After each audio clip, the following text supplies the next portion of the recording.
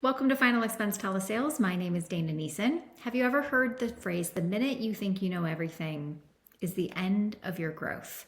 Well, I refuse to stop growing. I certainly don't think I know everything, and I am constantly watching YouTube videos, reading books, consistently reinforcing my skills by teaching and coaching, as well as always trying to learn more.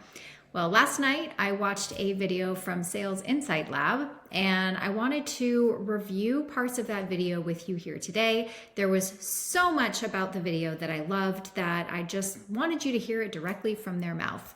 If you have not heard of Sales Insight Lab, that is run by a sales guru named Mark Washak, and it was just a really good conversation about objection handling, why we get objections, what are the most common ones, what do most salespeople do to cause those objections, how do most salespeople try to overcome objections, some of the anxieties that happen, a better framework to handle them.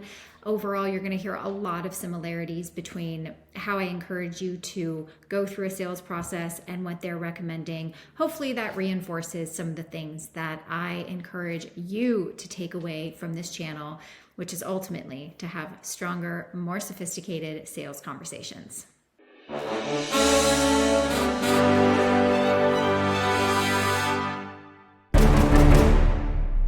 If you are just now finding this channel, thank you so much for being here. I run a telesales team for Tailored Legacy. We sell final expense insurance over the phone with just one carrier.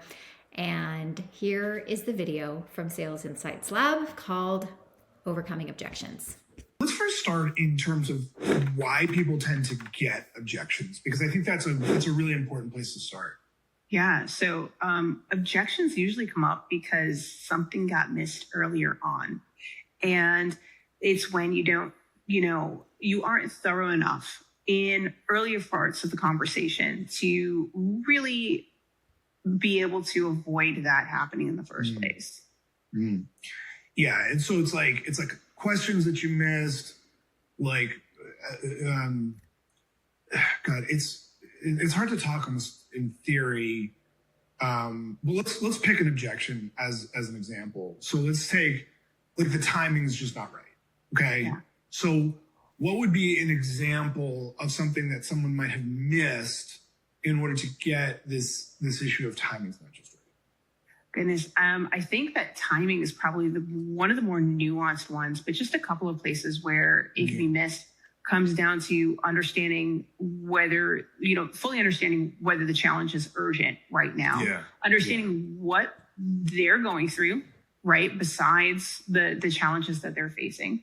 And I think it's interesting because I think the timing one can also be a form of the prospect being afraid of change and really bringing up timing as this like fictitious, like, I'm going to blame it on timing, but it's really something else.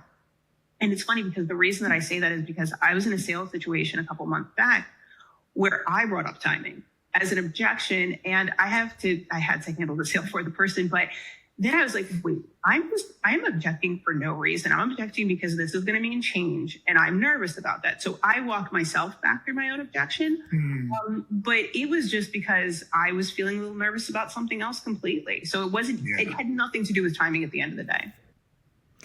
So that's a really interesting point. We can get so wrapped up in the type of people that we deal with. We have people who are living on a fixed income. They are on Social Security. They get paid a certain day every month. And we are always hit up with excuses like, oh, I have to pay this debt off and this debt off and this debt off. And then why don't you call me back in 2 or 3 months and we'll have things straightened away, and then I'll be able to justify that in my budget. So in this example, a timing issue could be a price issue in disguise. And also, one of the things that was brought up earlier is it could be a completely false objection because they're just not ready to change their situation. And so they're just going to throw something out at you that's harder for you to overcome because it is more obscure. But at the end of the day, if we aren't creating that urgency in the beginning, if we aren't making them feel like this problem is big enough to solve right now, you will end up walking yourself into an objection like that at the end because they really don't have any urgency to want to make a change, or maybe that change feels scary.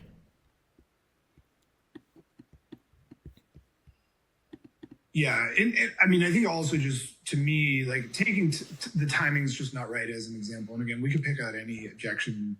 You can come up with a lot of reasons. But to me, a lot of times it just shows that it's like a cover for the fact that like they're just not seeing enough value, right? It's either not a priority or they're not seeing enough value in what you offered. And so like, and those are, by the way, two different things, right? So on the one hand, it's like the challenges that they've discussed are just not a priority, which is something you kind of really be dealing with during disqualification or that kind of initial discovery. And then the fact that they're not seeing enough value is more throughout the entire process. Like they didn't kind of make the connection between like how big their challenge is, and how important it is to get there, and then how your solution is really going to connect those dots, right? That's exactly so much of what I talk about on sales training with the team. It is that when we are in discovery, we're trying to figure out how or if we can help this person. And if we end up presenting to someone that we really couldn't help in the first place, well, there won't be a priority to want to change their situation because we didn't disqualify them early enough. On the flip side, if we're just leading with features and benefits, and that isn't connecting the dots to a big enough problem for our prospect, then there really isn't going to be any problem to solve, or the problem and the urgency to solve that problem, just there's not enough internal tension to want to go ahead and make that change. And that's the theme of what I'm hearing right here. Right. So are they really seeing that it's connecting those dots? And actually your example is a really good one too, where it's like, maybe the salesperson, like you knew the importance of the challenge, but it was like you felt like there might've been like some risk in the change and changing what you were doing. So it was like that connection from point A to point B, or the bridge that they were creating wasn't super solid. And so we're going to move on now to another part of this video, which is objection avoidance. And the interesting thing about the title of objection avoidance is they're talking about how as salespeople, we just freeze up and don't know what to do with ourselves when we get an objection. And so we avoid the objection by sort of justifying our way out of it and trying to talk someone into it. So this part I really like because it goes into avoiding objections versus embracing the objections, and how your response to that really changes how our prospects react to us. So I think recognizing, why it's happening leads us to this next piece, which is how do we avoid it in the first place? And so let's talk a little bit about objection avoidance. Yeah, I think objection avoidance is one of the reasons why I actually get excited about getting an objection, because I think that so many people try to run so far from objections. And then when one comes up, they stress it and they're just like, oh no. And then in that moment of stress, they're trying so hard to put the sale back together in their own head that then they just completely just over talk it. And then it's just lost. Yeah. So if we move objections into a place of like curiosity and exploration, then all of a sudden there's a really tactical framework that you can use to make sure that you're learning from this experience. So in terms of an objection happens, and then it's like, I really want to make sure you guys just heard what she just said, because she said something so important and so powerful that if you really weren't listening, you might have missed it. She said, you need to come into these objections with curiosity so that you can really learn from this experience. I want to make sure you heard that, so that we can learn from the experience, not so that we can overcome the objection and get our customers to buy. That was so brilliant what she just said.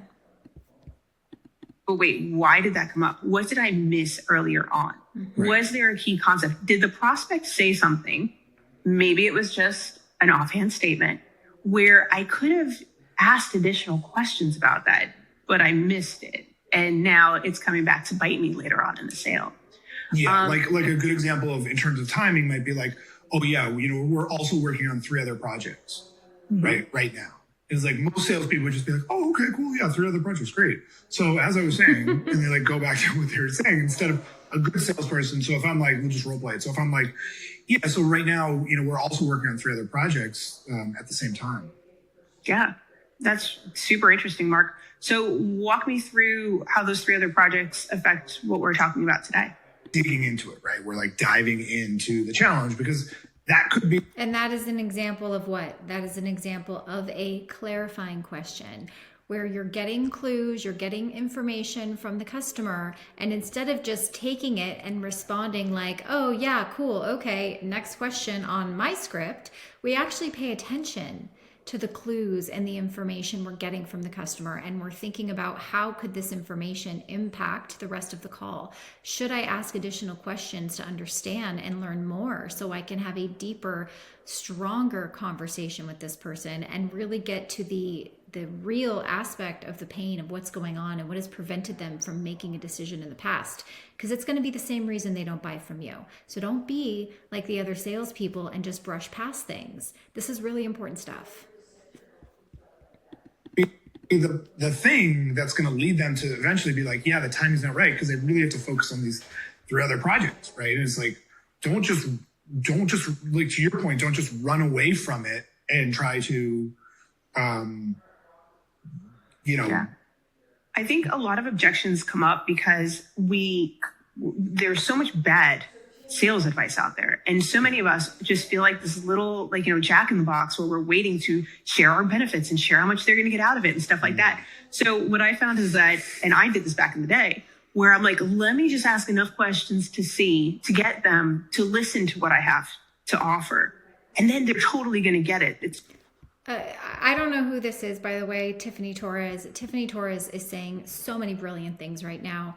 I am definitely going to try to find this woman and watch more of her content, because what she's saying is so true. I mean, think about it when you're on the phone with someone and you have a script with a list of questions, and until you really understand what we're trying to accomplish in discovery, like until you really get it and those light bulbs turn on and you have to ask questions in a meaningful and impactful way so that you can learn about your customer rather than just asking a bunch of questions because they're there. And you just go through the motions and ask questions, and eventually you get to the place where you get to talk about your features or benefits. That's what she's saying, is that she was just going through a list of questions to, figuratively just develop some trust so that they would listen to the presentation. But that is not the point. The point is so much greater than that. And I love how she's describing it. It's totally going to make sense. And then you're like, hold up a second. Like, I need to ask them the questions they need in order to understand their challenge, and they need to understand how their challenge connects to what I have to offer. Correct. Yeah. So there's obviously a lot going on there in that very insightful ideas, but it's basically like we need to take them through a process of discovery, to use a more broad language, right? We call it disqualification, but to like really help them see and determine the magnitude of the challenge that they have and get a sense of the commitment to deal with that, right? And then once we've going through understanding how important it is, all that stuff, and then we're connecting a solution to that, assuming that they've shown enough commitment to get even, some semblance of a presentation, is like, that's so different than the traditional sales process, which is basically like show up, open up your jacket pocket, pitch a bunch of crap, right? And, essentially be like a talking website, right? A talking website. That's so funny, because that is how a lot of people lead, is just wanting to talk about features and benefits, or just talking about themselves and thinking that they're building credibility through writing down your agent number and talking about all the companies that you represent, because that's the furthest thing from creating rapport. Like, all the customer cares about is themselves and solving their problem. They don't care about your agent number at this point anyways. It's so true. Yeah. And that's definitely when people show up with these huge presentations, with these huge pitch decks, And then it falls apart. And I certainly was in the space where I'm like, okay, I guess the presentation has to be prettier, or I guess the document has to be prettier. Yeah. Like, dude, it's not the presentation. It's not the presentation. Or I guess the leads have to be better. It's so not the presentation. Yeah. So I think this idea of avoidance, like I think this is really the bigger issue that most people face, is like they're just following a process, or they're not following a process at all, that's taking them down a road where it's like they're pitching and the prospect like could have told them something that would have been really useful to explore, that might have stalled the sale, whether it was about another decision maker, whether it was about the timing, whether it was about their commitment, whether it was about their budget, right? All this stuff that like we should have dealt with during that initial phase that we didn't, or we kind of glazed over it. And then we're getting into this place after the presentation. And so I think people like misdiagnose the problem, right? They're like, there's like a pain in their lower back. And so they're like, oh, there's something wrong with my lower back. But actually, as we all know, with spinal issues, like a lot of times pain in your lower back could actually have to do with vertebra that's like in your neck or something else, right? So it's like, it's the same thing where it's like we're assigning blame with like my presentation, like you said, my presentation wasn't compelling enough. But like really the problem is that you just didn't dive deep enough in that discovery or disqualification to understand what was really going on. You didn't dive deep enough into the discovery process to really understand the pain of your client's situation. We stayed surface, and therefore it opened ourselves up to objections at the end. We're going to move on to the next part of this, which is the process of dealing with the objection. Of actually dealing with the objection, of handling it. Yeah. So I think what's funny is that I'm going to talk about this in two parts. First of all, most salespeople, what they will do is they'll just be like, no, I'll tell you all the reasons why now is okay. And they just try just to saturate the prospects in all of the reasons why they're wrong. Let's talk about that. All the reasons why they're wrong. So let's just take it with this policy. Well, actually, life insurance isn't something you can just buy. You have to get approved for it. So before you can even make a decision, we have to send it over to the carrier to make sure that you're approved. Then you'll have plenty of time to think about whatever it is that you need to think about, or go over, or talk to someone, or check your budget, or whatever it is. So essentially, we're just kind of ignoring the objection, and we're just pushing our agenda and making them feel like they have to do this, whether they like it or not. That really bugs me. And I can tell you, I was selling for 15 years before I got the right training, and that does not work. Never, ever have I experienced a prospect's mind being, oh, yeah, you're right. I'm going to go ahead and move forward with this. Never.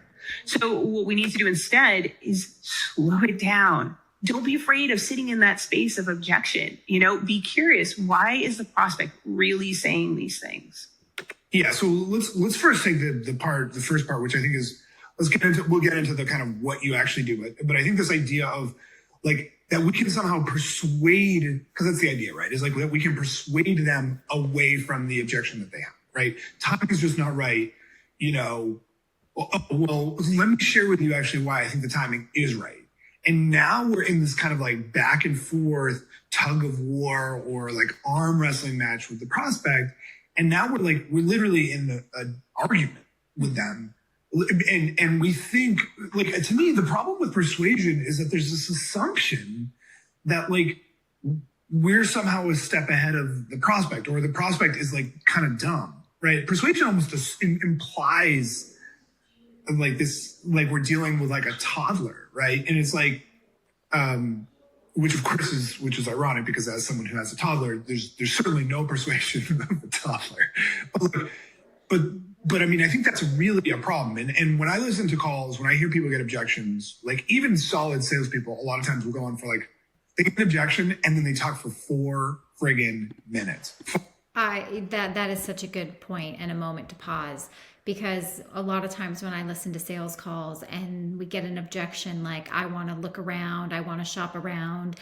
And because of the things that we offer with the benefits that come with the Funeral Consumer Guardian Society and how that protects the policy, we just want to continue to justify and persuade that they're not going to get all these wonderful benefits that we provide. And we just want to sit here and remind them about this feature and this benefit, and that your family won't get paid right away, or they're going to, pay more.